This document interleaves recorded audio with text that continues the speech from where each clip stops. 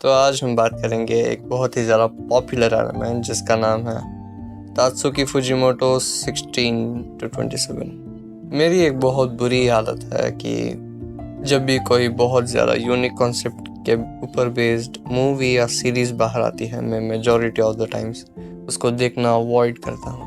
And that's what happened to me with this series as well. यह anime originally 2025 में release हुआ था, लेकिन मैं इसे कॉन्स्टेंटली अवॉइड कर रहा था क्योंकि मुझे पता था इस एनिमे को देखने के बाद मेरी एक्सपेक्टेशंस दूसरे एनिमे से बहुत ज़्यादा हाई सेट हो जाएगी। But it pulled me towards itself in its temptation. खुशामदीन हाज़रीन, आज हम लोग बात कर रहे हैं एक बहुत ही ज़्यादा पॉपुलर, एक बहुत ही ज़्यादा यूनिक एनिमे के बारे में।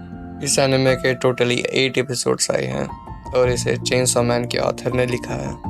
अगर आप तात्सुकी फुजिमोटो को जानते हैं तो आप ये बात ज़रूर जानते होंगे कि वो हर बार कुछ ना कुछ यूनिक करने की कोशिश करते हैं। And that's what he has done with this story as well. ये टोटली 8 एपिसोड जो मैंने आपको बताया इस स्टोरी के बारे में, ये आर्टों के आर्ट टोटली डिफरेंट कॉन्सेप्ट्स के ऊपर बेस्ड हैं, टोटली डिफरेंट स्टोरीज अपने आप में कैरी करते हैं।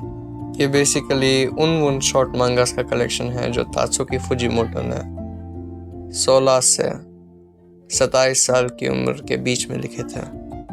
And as expected of him, I am really surprised कि उन्होंने कितने ज़्यादा एलिमेंट सिर्फ इन 8 एपिसोड्स में दिखाए गए हैं। The list starts with vampires, immortality, aliens, morality, relationships, post-apocalyptic world, destruction, nudity, and the list goes on and on and on. सिर्फ 8 एपिसोड्स में उन्होंने इतनी चीज़ें दिखा दी जितनी तुम्हें मल्टीपल मूवीज देखकर भी शायद ना मिले। But these are not perfect. If I had to rank all of the episodes of the anime, they will range from totally mind-blowing से लेकर absurd और थोड़े बहुत disgusting पे।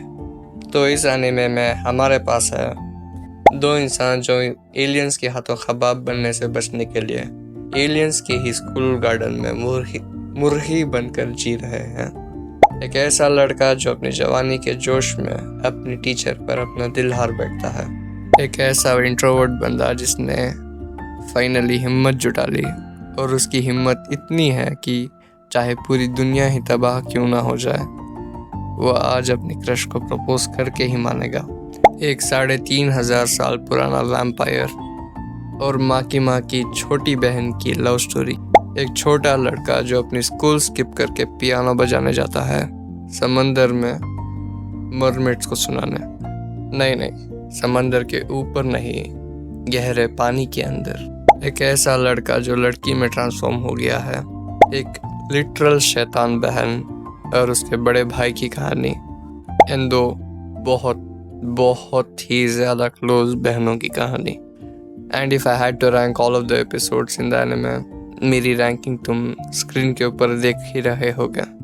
एक से एनिमेट एक पर्टिकुलर स्टूडियो ने नहीं किया है, मल्टीपल स्टूडियोज एक साथ आए और इसके 8 एपिसोड्स को एनिमेट किया है। And in that I would appreciate Xerxes studios. इन्होंने ही इस एनिमे का फर्स्ट एपिसोड एनिमेट किया है। एंड उसी से इस एनिमे का बार इतना हाई सेट हो गया था कि क्या ही बताऊँ। एंड मुझे इस एनिमे को रिव्यू करने के लिए पैसे नहीं मिलते भी कैसे, इतना पुराना एनिमे जो है।